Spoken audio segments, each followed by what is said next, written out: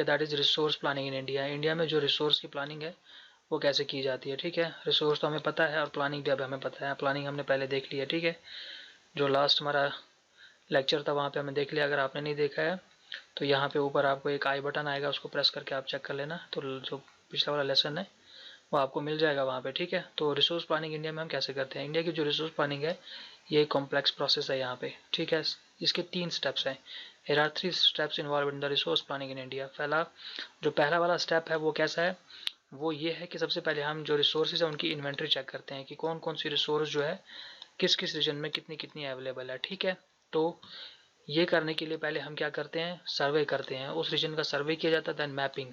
सर्वे करने के बाद हम क्या करते हैं, उस रीजन में जितनी रिसोर्सेज है उनकी मैपिंग की जाती है कि किस एरिया में वो रिसोर्सेज अवेलेबल है। और हम ये भी देखते हैं कि क्वालिटेटिवली और क्वांटिटी उनकी कितनी अवेलेबल है वहाँ पे, ठीक है। एस्टिमेशन करते हैं उन चीज़ का, देन मेजरमेंट होता है। ये पहले वाले स्टेप में होता है। आइडेंटिफाई किया जाता है कौन सी रिसोर्स किस रीजन में है, उसकी मैपिंग की जाती है, उस रीजन में कहाँ पे वो अवेलेबल है और कितनी क्वांटिटी में अवेलेबल है, उसकी क्वालिटी कितनी है, कैसी है वहाँ पे। वो पहला स्टेप वहाँ पे होता है रिसोर्स प्लानिंग का इंडिया में। उसके बाद दूसरा स्टेप जो यहाँ पे होता है वो है यहाँ पे प्लानिंग स्ट्रक्चर जो है वो बनाया जाता है यहाँ पे। दैट मीन्स की टेक्नोलॉजी कौन सी यूज़ होगी, स्किल, इंस्टीट्यूशनल सेटअप कैसा होगा, ठीक है। जितने भी जो डेवलपमेंट प्लान्स हमें करने हैं रिसोर्स को डेवलप करने के लिए, ठीक है, जो भी प्लान्स हमें करने हैं, तो वो सेकंड स्टेप आएगा यहाँ पे रिसोर्स प्लानिंग में, ठीक है। कि कौन कौन से स्किल चाहिए, कौन कौन सी टेक्नोलॉजी हमें चाहिए, कौन कौन सा प्लानिंग स्ट्रक्चर हमें बनाना है उस टाइम पे। उसके बाद जो थर्ड स्टेप होता है that is the resource development plans with overall national development plans, ठीक है। हम क्या करते हैं यहाँ पे काम, थर्ड स्टेप में हम देखते हैं जो रिसोर्स डेवलपमेंट हम करने जा रहे हैं वो नेशनल प्लान के साथ मैच करती है या नहीं करती है, ठीक है। क्योंकि हमारे कुछ नेशनल डेवलपमेंट प्लान्स भी हैं कि जो हमें करने हैं, फिर अगर वो नेशनल डेवलपमेंट प्लान से बाहर होगा तो देन मे भी शायद उस रिसोर्स को जो है डेवलप नहीं करेंगे, ठीक है। तो ये 3 जो कॉम्प्लेक्स ये जो हम देख रहे हैं यहाँ पे, इनका होना यहाँ पे बहुत ज़रूरी है इस कॉम्प्लेक्स प्रोसेस का। और ये तीनों चीज़ें जो हैं, ये तीनों सेगमेंट जो हैं ये होने बहुत ज़रूरी हैं। देन आफ्टर दैट इंडिया में रिसोर्स की जो प्लानिंग है इसी तरीके से की जाती है, ठीक है। इंडिया ने काफ़ी अपने एफर्ट्स लगाए हैं इस रिसोर्स की प्लानिंग करने के लिए, इस गोल को अचीव करने के लिए सिंस इंडिपेंडेंस, ठीक है। सिंस इंडिपेंडेंस उन्होंने 5 ईयर प्लान्स बनाए हैं, ठीक है। हमें पता है 5 ईयर्स प्लान बनाए जाते थे कि किसी चीज़ की किसकी कितनी डेवलपमेंट करनी है, किसको कितना पैसा देना है, कहाँ पे कितना पैसा लगाना है, कौन सी टेक्नोलॉजी यूज़ करनी है, देन इसको जो इंडिया है एज ए कंट्री इसको कैसे डेवलप करना है। तो वो उस टाइम से चला आ रहा है। इंडिया उसी टाइम से जो है सिंस इंडिपेंडेंस जो है अपने डेवलपमेंट प्लान जो है बनाते आ रहा है। लेकिन ठीक है, वहाँ पे किसी रीजन में हमें कोई भी डेवलपमेंट करनी है रिसोर्स की, ठीक है, खाली वहाँ पे रिसोर्स अवेलेबल है वही मैटर नहीं करता है, लेकिन उसके लिए वहाँ पे टेक्नोलॉजी का होना भी बहुत इंपॉर्टेंट है, ठीक है। और जो इंस्टीट्यूशंस हैं उनका होना बहुत इंपॉर्टेंट है। मे बी हमारे पास रिसोर्स होगा लेकिन वैसी टेक्नोलॉजी नहीं होगी, जैसे हम ऑलरेडी पढ़ भी चुके हैं, हमने देखा भी है लास्ट लेक्चर में कि टेक्नोलॉजी हमारे पास अवेलेबल नहीं होगी, रिसोर्स अवेलेबल होगी तो खाली रिसोर्स अवेलेबल होना हमारे लिए कुछ नहीं करेगा। टेक्नोलॉजी का होना भी बहुत इंपॉर्टेंट है क्योंकि तभी हम रिसोर्स को डेवलप कर सकते हैं, ठीक है। क्योंकि कुछ रीजन है हमारी कंट्री में they are rich in resources, ठीक है। जैसे कि नॉर्थ ईस्टर्न रीजन है वहाँ पे वो काफ़ी रिच हैं मगर रिसोर्सेज में, लेकिन इकोनॉमिकली वो बैकवर्ड रीजन है। टेक्नोलॉजी हम वहाँ पे उनको वहाँ से हम एक्सट्रैक्ट नहीं कर सकते हैं उन वहाँ पे जो रिसोर्सेज हैं। अब कुछ हमारे पास रीजन्स है वो वहाँ पे रिसोर्सेज बिल्कुल कम है लेकिन वो इकोनॉमिकली डेवलप्ड है। तो इन चीज़ों का खाली रिसोर्स का होना हमारे लिए ओनली रिसोर्सेज अवेलेबल है तो ये ज़रूरी नहीं है। डेवलपमेंट के लिए हमारे पास टेक्नोलॉजी का होना भी बहुत इंपॉर्टेंट है उस टाइम पे, ठीक है। और हम देखते हैं यहाँ पे जो हमारा पीरियड रहा है कॉलोनाइजेशन का, वहाँ पर हम देखते हैं कि यहाँ पे जो फॉरेनर्स थे वो जो फॉरेनर इन्वेडर्स थे उनका ये प्राइमरी जो मोटिव था यहाँ पे वो ये था कि यहाँ की जो रिसोर्सेज है उनको एक्सट्रैक्ट करना। लेकिन वो उस टाइम पे अगर यहाँ पे मास्टर बन गए थे, यहाँ पे मास्टर बन गए थे यहाँ के, वो यहाँ के राजा बन गए थे, वो क्यों बन गए थे, क्योंकि उनके पास उस टाइम पे वो टेक्नोलॉजी जो हमारे पास नहीं थी। इसी वजह से उन्होंने क्या किया काम, वो सुपरमेसी हासिल कर ली बाकी कॉलोनीज पे, ठीक है। देयरफॉर तो अब क्या है, रिसोर्सेज जो है वो किसी भी डेवलपमेंट के लिए जो है resources can contribute to development only. Resources development को कंट्रीब्यूट तभी कर सकती है जब हमारे पास अप्रोप्रिएट टेक्नोलॉजी होगी और इंस्टीट्यूशनल चेंज हमें करना पड़ेगा उसके लिए। जब तक हमारे पास एक अप्रोप्रिएट टेक्नोलॉजी नहीं होगी तब तक हम रिसोर्स डेवलपमेंट नहीं कर सकते हैं। इंडिया ने ये इन चीज़ों का एक्सपीरियंस किया है पहले से ही, क्योंकि हमने देखा भी है कि जिस टाइम पे इंडिया कॉलोनाइज किया गया था उस टाइम पे यहाँ पे रिसोर्स का एक्सट्रैक्शन बहुत ज़्यादा हुआ था। ठीक है, तो यहाँ से जितनी भी रिसोर्सेज हैं उस टाइम पे इंडिया को सोने की चिड़िया कहा जाता था, और जितना भी यहाँ से रिसोर्स था वो सारा यहाँ से ले जाकर जो ब्रिटेन है, यूके है, उन्होंने सारा रिसोर्स यहाँ से लिया और एक्सट्रैक्ट करके और अपनी जो कंट्री है वहाँ पे उन्होंने अपनी कंट्री को उस टाइम पे डेवलप किया। देयरफॉर इंडिया में जो डेवलपमेंट है इन जनरल और रिसोर्स डेवलपमेंट है जो पर्टिकुलर है, खाली अवेलेबिलिटी ऑफ रिसोर्स पे ही डिपेंड नहीं करती है। यहाँ पे टेक्नोलॉजी का होना भी बहुत इंपॉर्टेंट है और ह्यूमन रिसोर्स का होना भी बहुत इंपॉर्टेंट है, जो कि हम पहले से देख चुके हैं। यहाँ पे हमने एक्सपीरियंस किया हुआ है कि उनके पास उस टाइम पे टेक्नोलॉजी भी थी और ह्यूमन रिसोर्स भी उनके पास काफ़ी अच्छी थी और उनके पास स्किल्स भी थे। So next comes to the conservation of resources. ठीक है, अब हमने देख लिया इंडिया में रिसोर्स प्लानिंग कैसी है। यहाँ पे रिसोर्सेज अवेलेबल है लेकिन टेक्नोलॉजी अगर नहीं है तो हम रिसोर्स जो है वो उनको डेवलप नहीं कर सकते हैं, तो उसके लिए टेक्नोलॉजी का होना भी इंपॉर्टेंट है। और जो प्लानिंग का इसके प्लानिंग का सिस्टम जो है यहाँ पे इंडिया पे दैट इज़ वेरी, वो काफ़ी कंफ्यूजिंग सा थोड़ा सा है। ठीक है, मुश्किल है थोड़ा। तो अब जो रिसोर्स हमारे पास अवेलेबल है, हम ऑलरेडी देख चुके हैं कि रिसोर्सेज है वो काफ़ी डेप्लीट हो चुकी हैं, ख़त्म हो चुके हैं हमारे पास। तो अब क्या करना है, इनको बचाना है। तो इनको बचाने को दैट मीन्स कि इनका जो वेस्टफुल यूज़ है उसको रोकने को हम कंजर्वेशन कहते हैं। What is conservation? जब हम किसी भी रिसोर्स का वेस्टफुल यूज़ जो है, वेस्टफुल यूज़ दैट मीन्स कि अगर आपको जितना ज़रूरत है आप उतना यूज़ करेंगे, that is a good thing. लेकिन अगर आप जितना आपको ज़रूरत है उससे ज़्यादा आप यूज़ कर रहे हैं, ओवर एक्सप्लॉयटेशन कर रहे हैं, तो वो वेस्टफुल यूज़ है।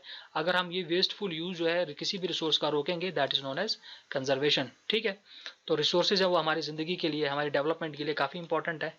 ठीक है, अगर हम इसका ओवर यूटिलाइजेशन करेंगे किसी भी रिसोर्स का, तो इससे क्या होगा, सोशो इकोनॉमिक और एनवायरमेंटल प्रॉब्लम्स होगी, जो कि हम ऑलरेडी देख चुके हैं। एजेंडा 21 जो रियो डी जेनेरो वो अर्थ समिट हुई थी, वहाँ पे हमने देखा उन्होंने तो इस बात पे ही जोर दिया था कि सोशो इकोनॉमिक डेवलपमेंट जो है उसको बढ़ाना है, जो एनवायरमेंटल प्रॉब्लम्स है उनको रोकना है, डिजीज़ को रोकना है। ठीक है, तो ये चीज़ें जो है इनको करना है वहाँ पे। तो ये चीज़ें करने के लिए हमें क्या करना है, तो रिसोर्स की कंजर्वेशन करनी है हमें पहले। ठीक है, अब ये प्रॉब्लम्स अगर हमें ठीक करनी है तो रिसोर्स कंजर्वेशन हमारे हमारे लिए बहुत ज़रूरी है, हर किसी लेवल पे। ठीक है, चाहे वो कंट्री, चाहे वर्ल्ड लेवल पे है, चाहे कंट्री लेवल पे है, चाहे स्टेट लेवल पे है, चाहे वो लोकल लेवल पे है। ठीक है, और बहुत सारे लीडर्स भी रहे हैं और थिंकर्स भी रहे हैं पास्ट में, उन्होंने कंजर्वेशन ऑफ रिसोर्सेज पे काफ़ी ज़्यादा जो है जोर दिया है। उनमें से एक थे महात्मा गांधी जी। ठीक है, गांधी जी ने क्या कहा उस टाइम पे, कहा कि हमारे पास हर किसी की नीड के लिए बहुत कुछ है लेकिन हर किसी की ग्रीड के लिए कुछ भी नहीं है। क्योंकि ग्रीड क्या है, ग्रीड ये है कि आपको अगर जितना ज़रूरत है आप उससे ज़्यादा जो है इस्तेमाल करते हो। अगर आपकी जो नीड है अगर आप उतना इस्तेमाल करते हो तो सबको मिलेगा, लेकिन अगर आप ग्रीड करते हो तो किसी को नहीं मिलेगा। ग्रीड, आपकी ग्रीड के लिए यहाँ पे कुछ भी नहीं है, एनफ नहीं है, काफ़ी नहीं है। बिकॉज ग्रीड जो है वो बहुत ही बुरी चीज़ है जो हम पूरी नहीं कर सकते। तो गांधी जी ने उस टाइम पे जो ग्रीडी और सेल्फिश इंडिविजुअल थे उस टाइम पे, और यहाँ की जो इस टाइम की मॉडर्न टेक्नोलॉजी थी उसको जिम्मेदार ठहराया था। कहा था कि जितनी भी रिसोर्स डेवलेशन यहाँ पे हो रही है ग्लोबल लेवल पे, वो सब इनकी वजह से, जो ग्रीडी पर्सन है, सेल्फिश पर्सन है, और जो मॉडर्न टेक्नोलॉजी इसकी वजह से हो रही है। गांधी जी जो थे वो मास प्रोडक्शन के अगेंस्ट थे। उन्होंने कहा कि मास प्रोडक्शन नहीं होनी, दैट मीन प्रोडक्शन जो है वो ज़्यादा लेवल पे नहीं होनी चाहिए, प्रोडक्शन जो है वो बाय मासेज होने चाहिए, लोग उनको करने चाहिए। दैट मीन्स कि जितनी ज़रूरत है उतनी ही प्रोडक्शन हमें करनी चाहिए, गांधी जी ने उस टाइम पे कहा था। अब हमारा जो नेक्स्ट टॉपिक है दैट इज़ लैंड रिसोर्स। अब हम देखते हैं जो लैंड रिसोर्स है हमारे पास वो कैसा है यहाँ पे। ठीक है, उसके बाद हम देखेंगे इसका लैंड यूटिलाइजेशन कैसे किया जाता है इंडिया में। हमें पता है लैंड रिसोर्स हमारा जो है, जितनी भी हमारी इकोनॉमिक एक्टिविटीज़ हैं, हम ज़मीन पे रहते हैं, ज़मीन पे खाते हैं, ज़मीन पे पीते हैं, सब कुछ रहते हैं, सब कुछ सारी एक्टिविटीज़ जितनी भी हमारी है वो ज़मीन पे होती है। फॉर एग्जांपल हमारा नेचुरल वेजिटेशन, हमारी वाइल्ड लाइफ, हमारी ह्यूमन लाइफ, हमारी इकोनॉमिक एक्टिविटीज़, हमारा ट्रांसपोर्ट, हमारा कम्युनिकेशन किस पे है, ज़मीन पे है।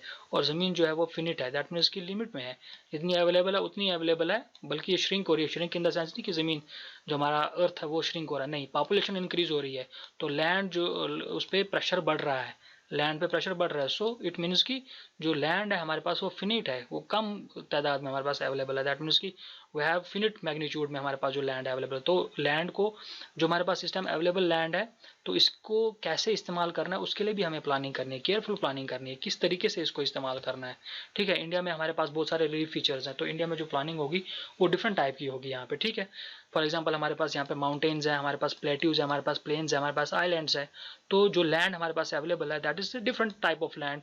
आधे माउंटेन्स के माउंट के इसमें फॉर्म में अवेलेबल है, प्लेट्यूज की फॉर्म में अवेलेबल है, प्लेन्स की और आइलैंड की फॉर्म में अवेलेबल है।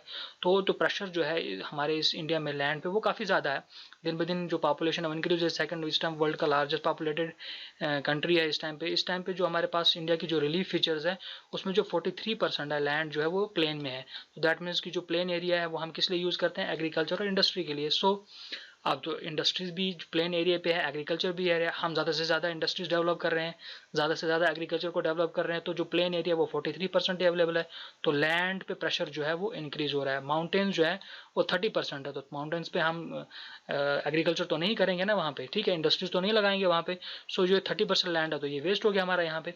लेकिन एक चीज़ यहाँ से हमें ज़रूर निकलती है, that is perennial flow of some rivers. कुछ रिवर्स है वहाँ से वो पेरिनल का मीन्स हो गया जब साल भर पानी चलता रहता है उन रिवर्स में, उसको हम पेरिनल फ्लो कहते हैं। और कुछ रिवर्स होती है उसमें सीजनल होता है, तो उनको हम सीजनल फ्लो कहते हैं, ठीक है। सीजन में आती है, जब बारिशें होती हैं तो पानी आता है, जब बारिशें बंद हो जाती है तो पानी खत्म हो जाता है वहाँ पे, ठीक है।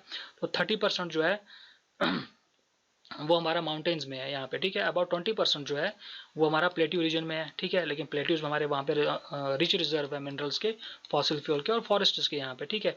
तो ये हमारा इंडिया का इस टाइम पे लैंड पैटर्न है यहाँ पे। वो हम देखते हैं यहाँ से, दीज आर द प्लेन्स, ये प्लेन एरिया हमारे पास अवेलेबल है। इस टाइम पे जितनी भी मैक्सिमम एक्टिविटी हो रही है वो इस एरिया में हो रही है, ठीक है, यहाँ पे हो रही है। ये रहा हमारा 30%, ये माउंटेन्स का है। तो इस पे हम क्या करेंगे, जो इकोनॉमिक एक्टिविटी हम यहाँ कर रहे हैं क्या यहाँ पे करेंगे, नहीं, ऐसा बिल्कुल भी नहीं हो सकता। सो जो प्लेट्यूज है हमारे यहाँ पे ये 27% है हमारे यहाँ पे, ठीक है। तो इस टाइम पे जितनी भी हमारी एक्टिविटी है वो इस एरिया में हो रही है। इस एरिया में हम एग्रीकल्चर भी कर रहे हैं, इस एरिया में इकोनॉमिक एक्टिविटी भी है। यहाँ से हम एक्सट्रैक्शन जरूर कर रहे हैं लेकिन सारा जितना भी प्रोसेस है वो हम यहाँ पे कर रहे हैं। सो तो प्रेशर जो है लैंड पे वो काफ़ी ज़्यादा इंक्रीज हो गया है। ये इंडिया का पैटर्न है। अब आगे जाने से पहले हम पहले एक ये दो कॉन्सेप्ट हैं इनको पहले क्लियर कर लेते हैं। व्हाट इज ग्रॉस क्रॉपड एरिया, ठीक है, इसको हम ग्रॉस क्रॉपड एरिया करेंगे या ग्रॉस सोन एरिया कहेंगे, ठीक है। ग्रॉस सोन एरिया, ठीक है, कितना हम बीजते हैं, ओके। ग्रॉस और नेट में क्या फ़र्क है, जो ग्रॉस क्रॉपड एरिया और जो नेट सोन एरिया है उसमें क्या फ़र्क है। ग्रॉस में क्या है, जब हम लैंड पे एक पर्टिकुलर ईयर जो हमारा एग्रीकल्चर ईयर है ना, दैट इज़ फ्रॉम जुलाई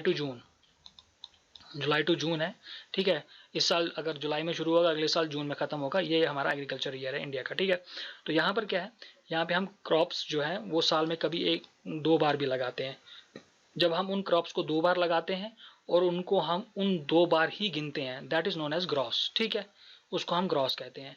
लेकिन जब हम नेट में क्या करते हैं हम काम, नेट में हम जो हम क्रॉप करते हैं अगर हमने दो बार भी लगाई है उसको हम एक ही बार गिनते हैं, तो उसको हम बोलते हैं नेट। तो दैट मीन्स की ग्रॉस ज़्यादा होगा और नेट कम होगा, ठीक है।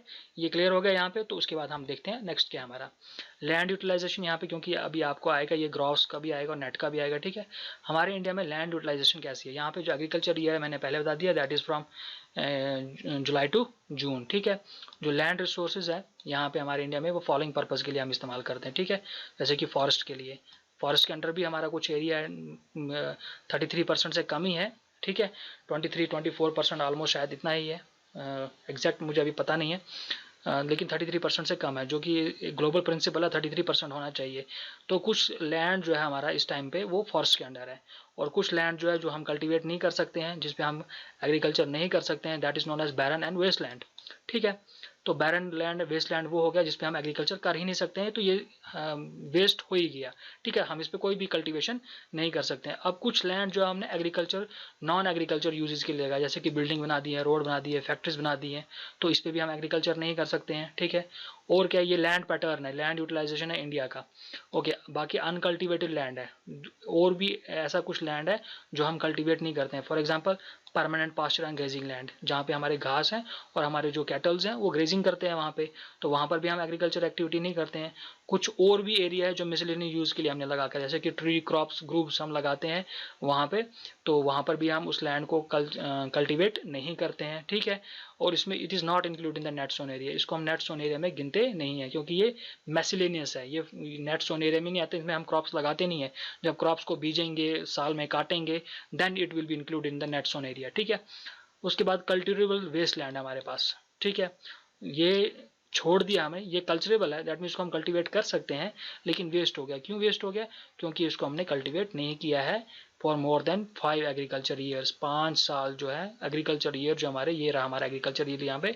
तो इन 5 सालों में हमने इसको क्या किया, कल्टीवेट नहीं किया, तो ये अब वेस्ट लैंड में जो है वो बन गया है, ठीक है, चेंज हो गया। So we have fallow lands, ठीक है। फॉलो लैंड्स किसको हम कहते हैं, यहाँ पे पीछे भी था, यहाँ पे लिखा हुआ था, ये जो अनकल्टिवेटेड लैंड है यहाँ पे, these are excluding fallow lands. So what is fallow land? Fallow land किसको हम कहते हैं? फॉलो लैंड में दो सेगमेंट्स हमारे पास, A segment and B segment. A segment में है करंट फॉलो। करंट फॉलो हम उसको कहते हैं जो हम एक साल के लिए लैंड को क्या करते हैं, कल्टीवेट नहीं करते हैं एक एग्रीकल्चर ईयर में, ठीक है। That is July to June. जो हमारा इंडिया का एग्रीकल्चर ईयर है that is July to June, ठीक है। तो जब हम इस एग्रीकल्चर ईयर में जब इसको हम कल्टीवेट नहीं करते हैं तो इसको हम क्या कहते हैं, करंट फॉलो, ठीक है। दैट मीन्स कि करंटली हमने इसको यूज नहीं किया है। और दूसरा बी कैटेगरी हमारे पास क्या, अदर देन करंट फॉलो, जो कि हमने 1 से 5 साल, 1 साल से ज़्यादा और 5 साल तक, ठीक है, उनको हम अदर करंट फॉलो कहते हैं। What is net sown area, मैंने बता दिया आपको, जो एरिया हम शो करते हैं मोर देन वंस, ये एक साल में, लेकिन हम क्या करते हैं उसको एक ही बार गिनते हैं, ठीक है, उसको नेट सोन एरिया कहते हैं। और ग्रॉस क्रॉप एरिया क्या है, अगर हम 2 बार भी उसको क्रॉप करते हैं तो दोनों बार उसको गिनते हैं, that is gross crop area. ये यहाँ पे जो है मैंने ये डाल के रखा हुआ है, ठीक है। सो हियर इट इज, यहाँ पे है ये, यहाँ पे आ गया इसको, वेरी सॉरी, ठीक है। तो यहाँ पे मैंने ये रिपोर्टिंग एरिया जो है यहाँ का इंडिया का 1960 में और 2014 से 15 में, ये यहाँ पे है एरिया जो है लैंड यूटिलाइजेशन का एरिया जो है वो यहाँ पे दिया हुआ है। फॉरेस्ट जो है यहाँ पे कैसे यूज़ किया जाता है यहाँ पे इंडिया में, ठीक है, ये इस टाइम पे है। It is here it is, हाँ 2014-15 का मैंने कहा ना आपको कि जो लैंड का यहाँ पे फॉरेस्ट लैंड है वो इतना है, यहाँ पे 24% तक है। मैंने आपको पहले ही कहा था एग्जैक्ट, तो मुझे पता नहीं था, लेकिन ये 14-15 का डेटा है। इस टाइम पे थोड़ा सा मे बी इंक्रीज भी हो सकता है, डिक्रीज भी हो सकता है, क्योंकि जिस तरीके से पेड़ काट रहे हैं तो उस तरीके से हमें पता ही है। तो ये मैंने जो है, ये इसका जो लिंक है मैंने डिस्क्रिप्शन में देकर रखा हो, इसको डाउनलोड कर लेना और इसको अच्छे तरीके से जो है पढ़ लेना, ठीक है। देख लेना कि ये कौन कौन से